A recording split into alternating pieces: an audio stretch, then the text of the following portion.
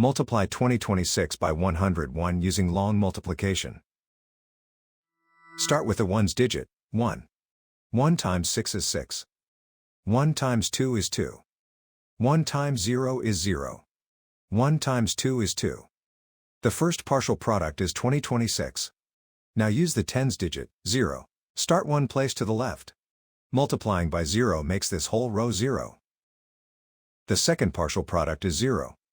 Now use the hundreds digit, 1. Start two places to the left. 1 times 6 is 6. 1 times 2 is 2.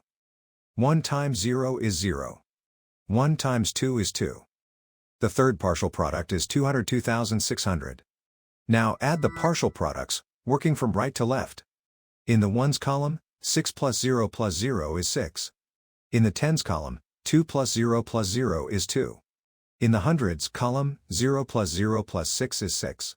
In the thousands column, 2 plus 0 plus 2 is 4. In the 10,000s column, 0 plus 0 is 0. In the 100,000s column, bring down 2.